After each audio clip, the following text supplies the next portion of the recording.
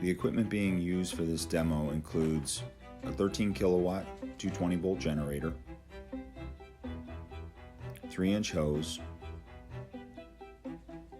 110 volt 3 motor HEPA-vac,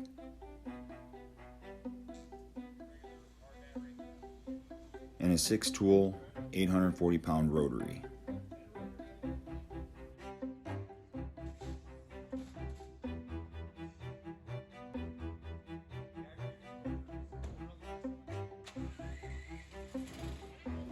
The area that's being polished is a concrete slab that is cured, has previously been ground and subsequently flooded, so it's a ground surface that has gotten dirty over time.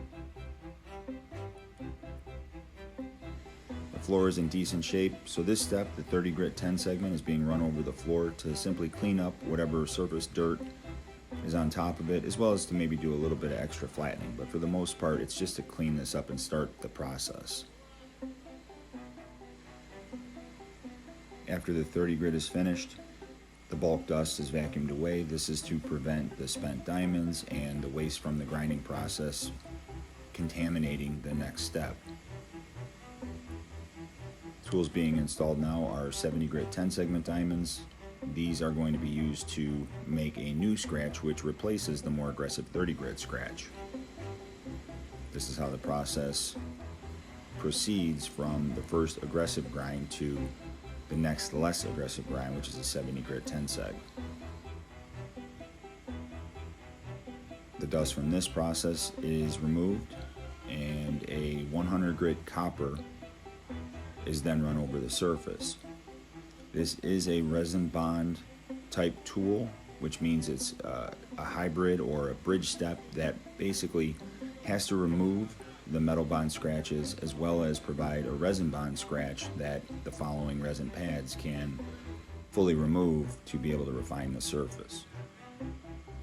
What follows are the rest of the resin steps. What's been omitted from the process is the densifier. The result is a floor that doesn't exhibit the shine that it should because it's not dense enough. The densifier does a really good job to make a floor more mechanically complete by holding the sand particles on the surface together. Because of the lack of densifier, the floor is not going to polish as well as it could have. Following this is a process of applying a stain protector. This material is a single component product that is spray applied, microfibered,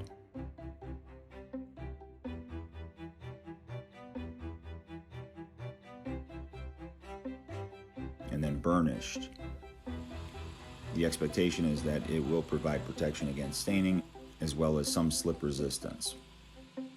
Upon final inspection, though the floor does have shine and some clarity in the reflection, because there was no densifier used, it's put the topical sealer at a disadvantage to do the work of a product that was really necessary to hold the floor together.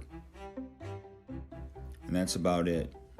Without the densifier, there's really no point in planning a polished floor because the results are not going to be what they could be had that essential chemical been used.